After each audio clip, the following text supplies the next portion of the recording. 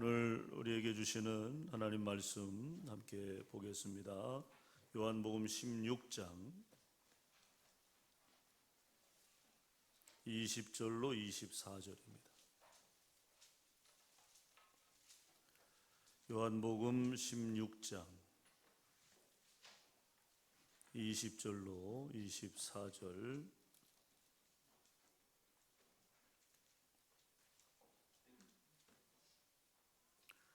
우리 다 같이 읽겠습니다. 내가 진실로 진실로 너희에게 이르노니 너희는 곡하고 애통하겠으나 세상은 기뻐하리라. 너희는 근심하겠으나 너희 근심이 도리어 기쁨이 되리라. 여자가 해산하게 되면 그때가 이르렀으므로 근심하나 아기를 낳으면 세상에 사람 난 기쁨으로 말미암아 그 고통을 다시 기억하지 아니하느니라. 지금은 너희가 근심하나 내가 다시 너희를 보리니 너희 마음이 기쁠 것이요 너희 기쁨을 빼앗을 자가 없으리라. 그날에는 너희가 아무것도 내게 묻지 아니하리라.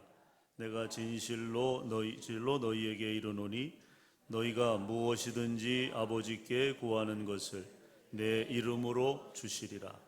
지금까지는 너희가 내 이름으로 아무것도 구하지 아니하였으나 구하라. 그리하면 받으리니 너희 기쁨이 충만하리라. 아멘. 자, 우리 옆에 계신 분과 주의 사랑으로 사랑합니다 인사하시고 큰 은혜 받으시기 바랍니다. 자, 오늘 성숙의 문을 여는 열쇠 세 번째 시간입니다. 먼저 슬퍼하십시오. 먼저 슬퍼하십시오. 자, 오늘 이 말씀을 통해서 주님께서 또 하나님께서 우리에게 주시는 말씀의 깊이와 또 그 넓이를 깨닫는, 그래서 말씀 안에 우리의 삶이 거하게 되는 또 복된 한 주 되시기를 간절히 소망합니다. 세계적인 베스트셀러 가운데 모리와 함께한 화요일이라고 하는 제목의 책이 있습니다. 아주 유명한 책입니다. 우리나라에서 거의 120만 부 이상 팔린 그런 책이기도 하고요. 또 이제 주로 중고등학교에서 학생들에게 독후감으로 그렇게 요구하기도 하는 그런 아주 유명한 그런 책인데요. 이 책은 루게릭 병에 걸려서 전신이 마비된 채로 하루하루 죽어가는 유대인 노 교수인 모리 슈워츠와 또 옛날 제자, 그의 제자, 그리고 잘 나가는 스포츠 기자인 미치 앨범, 이 미치 앨범이 사실은 이 책의 저자입니다. 그 노 교수와의 이제 만남 속에서 서로 주고받은 그 대화의 내용을 이제 메모해서 그것을 책으로 엮은 이제 그런 과정이 있거든요. 매주 화요일에 이 세 사람이 만나서 삶과 죽음에 대해서 담론을 나눈 내용을 기록한 휴머니즘의 감동을 느끼게 하는 아름다운 책입니다. 이 책에서 제일 감동적인 부분은요, 죽음을 담대하게 받아들이는 노 교수의 여유입니다. 여유. 죽어가고 있는 거예요. 루게릭 병에 의해서 죽어가고 있는 거죠. 꼼짝 못하고 침대에 누워서 생명이 꺼져가고 있는 그 과정에서 삶과 죽음, 그 사이에 그의 감정을 다루고 있는 그런 내용입니다. 그는 자신이 서서히 죽어가는 것을 알고 있었지만 마음의 여유를 끝까지 잃지 않습니다. 심지어 자신의 죽음에 대하여 농담을 할 수 있을 만큼 성숙한 영혼을 지니고 있었다는 거죠. 여러분, 죽음 앞에서 어떻게 농담을 할 수 있겠습니까? 그럴 정도로 그의 어떤 내면의 성숙함, 또 영성, 깊은 영성, 이제 그것을 자아내는 내용이죠. 책 가운데 이런 내용이 나옵니다. 모리 교수가 제자에게 자기가 묻힐 곳을 찾았다고 말하자 제자가 어디냐고 물어요. 그 전에 저도 저희 할머니가 살아계실 때 당신이 이제 묻힐 곳, 그곳을 이렇게 오셔서 여기가 내가 묻힐 곳이라고. 참 느낌이 이상했어요. 참 느낌이. 살아있는 사람이 내가 죽어서 여기 묻힐 곳이라고. 여러분 그때 그 마음이 어떨까요? 여러분도 내가 묻힐 곳을 정해 놓으셨습니까? 이곳이 내 육신이 생물학적인 죽음을 맞이하게 되면 이 자리가 내 무덤이 될 것이다. 이 모리 교수도 마찬가지로 내가 묻힐 곳을 찾았다고 말을 하니까 거기가 어디냐? 제자가 이제 물은 거죠. 그 물음에 모리 교수는 여기서 멀지 않다고 연못이 내려다 보이는 언덕 위 나무 밑이고 굉장히 평화로운 곳이고 또 생각하기에 아주 안성맞춤인 곳이라고 그렇게 답을 하자 그 말이 끝나기가 무섭게 제자가 다시 묻길 아니 교수님 그러면 거기서도 생각하며 지내시게요? 그러자 이 모리 교수가 아니 거기선 죽어 지내야지. 이 얼마나 고급스러운 조크입니까?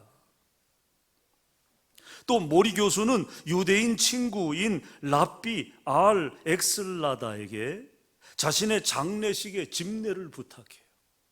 그러니까 자신의 마지막을 이렇게 차근차근 준비해 가는 거죠. 내 장례식에 자네가 집례를 좀 서주게 자기 친구에게 부탁을 하는 거죠. 그러면서 이렇게 또 당부를 합니다. 자기를 화장해 달라. 화장해서 그 나무 밑에 자기가 봐둔 그 장소에 자기를 묻어 달라는 이야기죠. 그러면서 또 이런 조크를 건네요. 여보게 화장할 때 날 너무 오래 태우지 않는지 자네가 꼭 확인해 주게라. 너무 태우지 말라 이 말이죠. 너무 태우지 말라. 그리고 그는 어린아이처럼 천진난만하게 웃습니다. 그는 죽음을 미소로 받아들이고 싶었던 거죠. 여러분 사실 죽음 앞에서 사람이 이렇게 여유로울 수 있다는 것이 쉬운 일이겠습니까? 물론 당해봐야 알겠지만 결코 쉬운 일은 아닐 것입니다. 자, 오늘은 우리가 살아가면서 맞닥뜨리게 되는 슬픔과 고통의 상황들, 그 중에서도 제일 큰 비중은 바로 죽음이겠죠. 죽음. 또 실패로 인한, 배신으로 인한 억울한 누명과 모함 등등 누구든 원치 않지만 그럼에도 인간으로서 겪게 되는 슬픔과 고통이 누구에게나 다 있다는 거예요. 다 있다는 것입니다.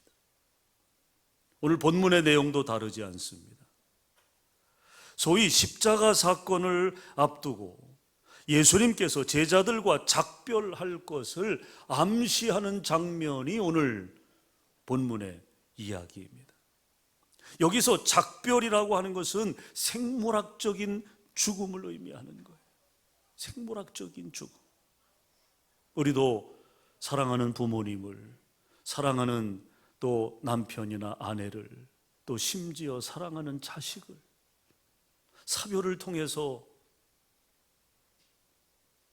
떠나보내야 하는 그런 아픔을 겪어본 경험이 있는 분들이 계시지 않습니까? 얼마나 여러분 큰 슬픔이고 상심입니까? 예수님도 당신의 십자가 죽음을 앞에 놓고 그 사실을 전해들은 제자들이 슬퍼하고 근심하고 상심할 것을 아셨어요. 그런 가운데 제자들을 향한 예수님의 바람이 있었습니다. 그것이 뭐냐면 죽음에 대한 일반적인 반응을 뛰어넘어서 제자들로 하여금 그 슬픔의 비밀을 알기 원하셨다는 거죠.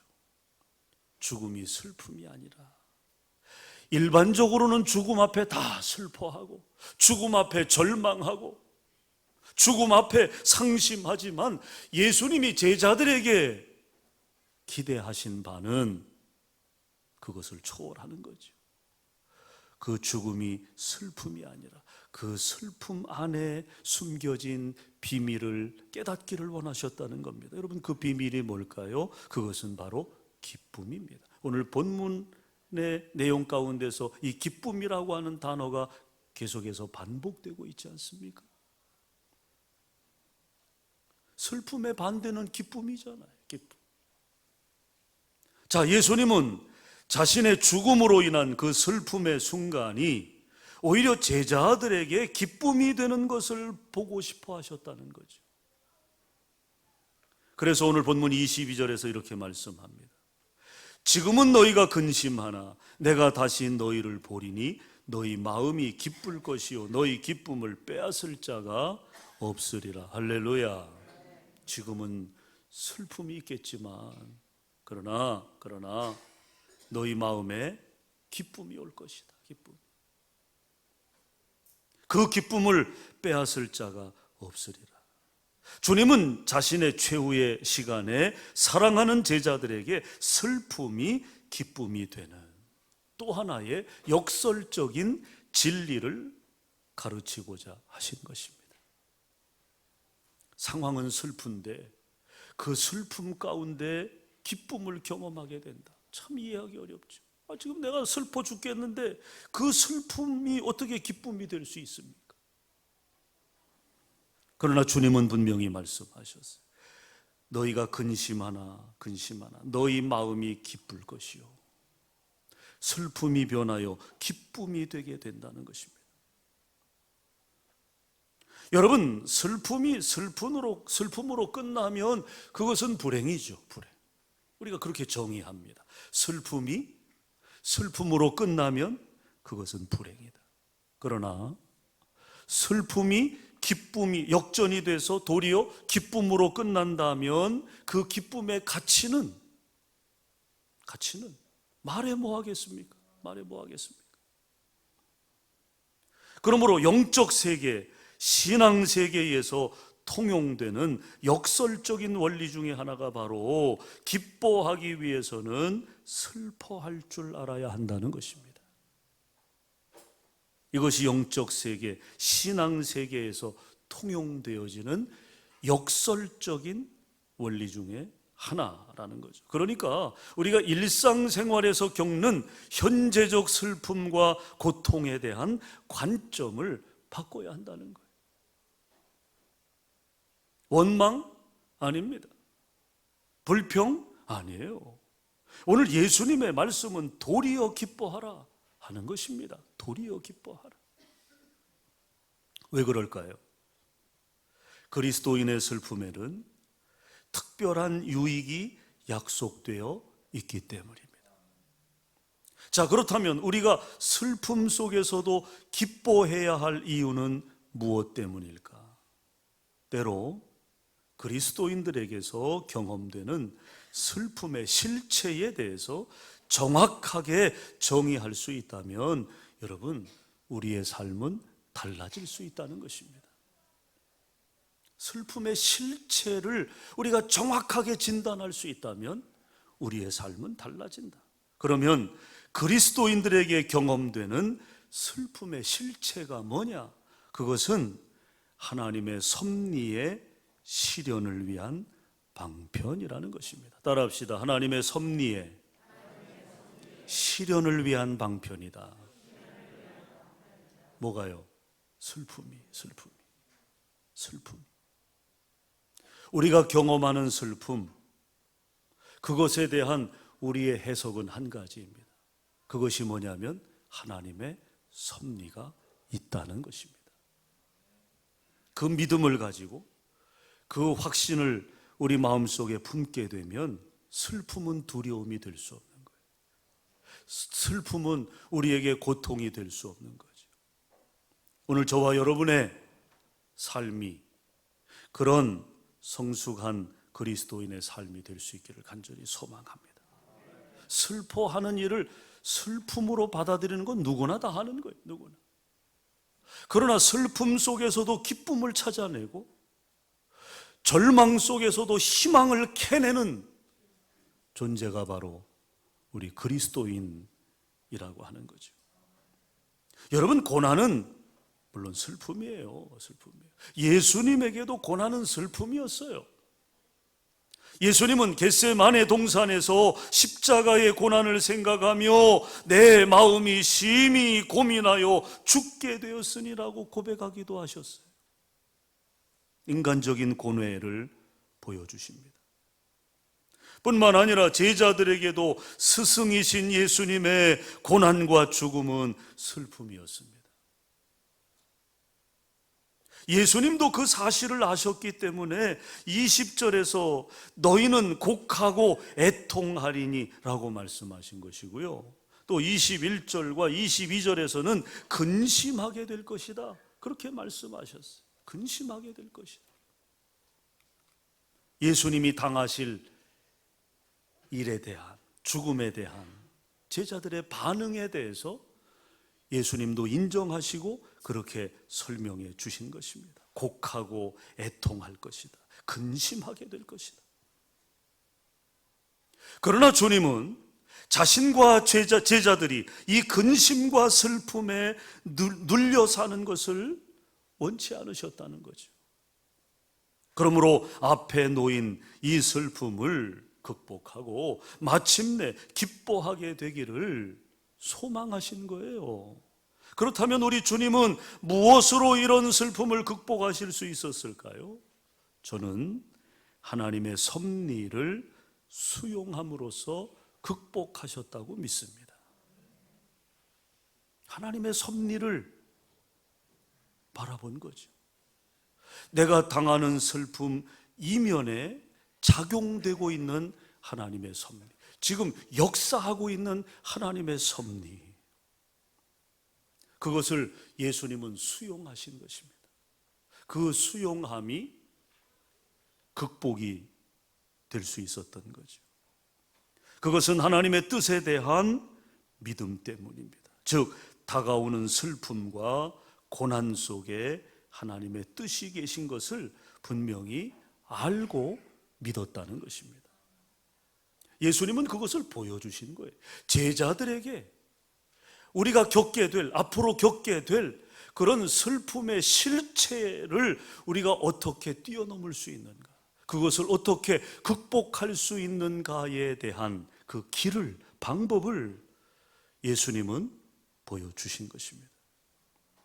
그래서 겟세마네에 깊어가는 밤에 고통의 절정에서의 예수님의 기도는 우리에게 믿음의 본이자 신앙의 진수를 보여주는 것입니다.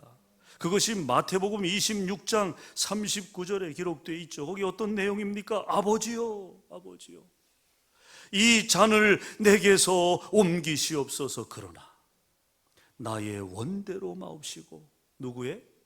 아버지의 원대로 하옵소서. 내 원대로 아니라 아버지의 원대로 하시기를 원합니다. 여러분, 분명 예수님에게 십자가는 고통이지만 그 고통 속에는 하나님의 뜻이 있었어요. 하나님의 뜻이. 그것은 바로 인류의 구원이라는 것입니다. 그것이 하나님의 뜻입니다. 인류 구원, 저와 여러분을 향한 구원. 그러므로 예수님은 자신의 고통을 통해, 피 흘림을 통해 수많은 사람들이 새로운 생명을 얻고 하나님의 사랑을 경험할 수 있기 때문에 십자가의 고통을 받아들일 수 있었던 것입니다. 왜냐하면 그 슬픔 너머에 훨씬 더 큰 가치가 그 과정 속에 결과로 주어지기 때문이죠. 십자가의 고난을 그래서 주님은 기쁨으로 견딜 수 있었던 것입니다.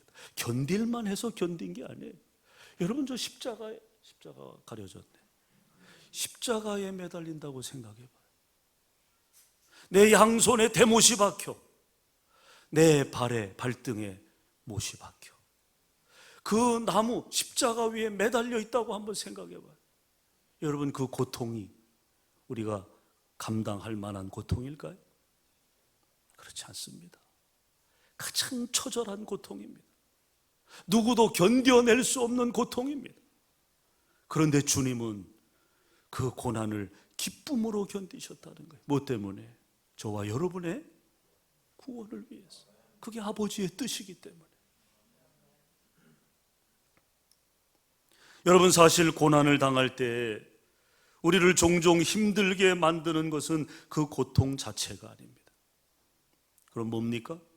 내가 고난을 당하는데 왜 당하는지 모를 때, 내가 지금 왜 이런 어려움을 당하고 있는지 그 의미를 모른 채 당하는 경우입니다.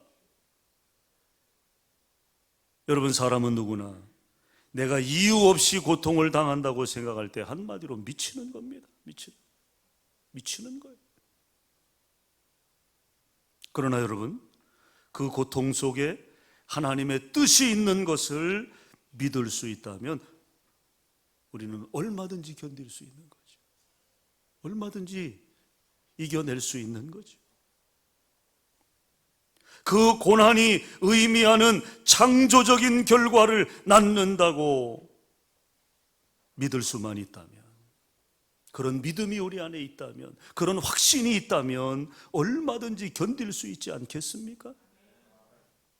마치 임산부가, 오늘 본문에도 임산부에 대한 예가 나왔잖아요. 마치 임산부가 생명의 탄생을 바라보며 해산의 고통을 견디는 것처럼 말입니다. 우리 남자들이야 그 고통을 모르잖아요. 예? 어찌 압니까? 그런데 전에 들은 이야기로는 그러더라고요. 첫째 아이를 낳고 나서는 죽어도 내가 둘째를 낳지 않는다. 그 고통이 너무 심하니까 죽어도 내가 다시는, 그래 놓고 또 둘째를 낳아요. 둘째 낳으면서 또 그러겠죠. 내가 다시는, 두 주먹을 불끈 쥐고, 그래서 옆에 있는 남편의 머리끄댕이를 끌어잡고 말이죠. 예? 내가 다시는, 그래 놓고 또 셋째를 또 낳고. 왜 그래요? 그 고통보다 뭐가 더 커요?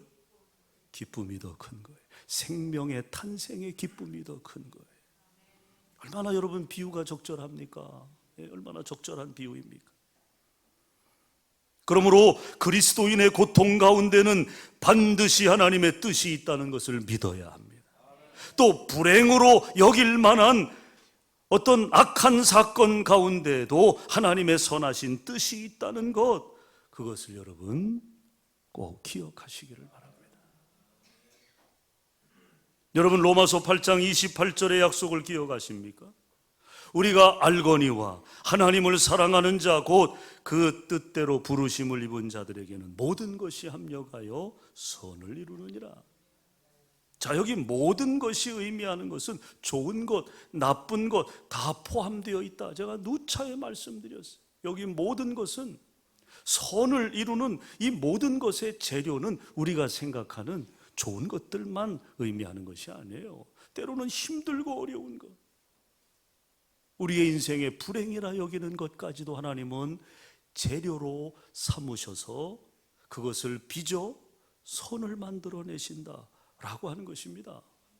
그러니까 우리 그리스도인들의 삶에는 좋은 일만 고집해서는 안 되는, 좋은 일만, 우리에게는 좋은 일만 있어야 돼. 그러다가 나쁜 일이 오면 덜컥 믿음도 버리고 신앙도 버리고, 그런 어리석음을 보면서는 안 되죠.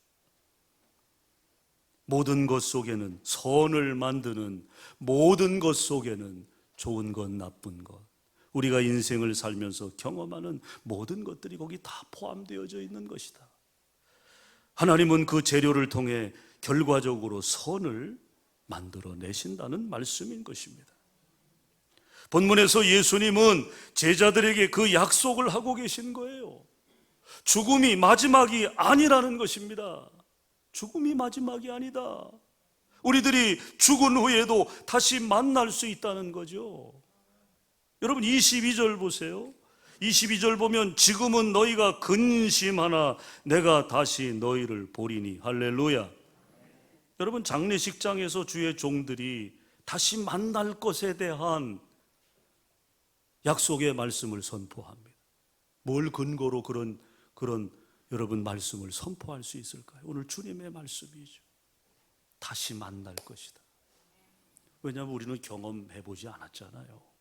저도 여러분 죽은 후에 다시 만남을 제가 경험해보지 않았잖아요. 그러나 그것을 그 말씀을 선포할 수 있으면 오늘 주님의 약속이 우리에게 주어졌기 때문에 다시 만나게 된다는 거예요. 다시 만나게 된다. 자, 이 말씀을 하시면서 예수님은 명백히 자신의 부활 사건을 바라보고 계셨던 거죠. 부활 사건, 죽음이 끝이 아니다. 다시 만날 것이다. 그 소망을 제자들과 나누고 계신 것입니다. 바로 이 부활의 약속이야말로 그리스도인들이 죽음과 고통을 극복하는 소망의 원천 아니겠습니까?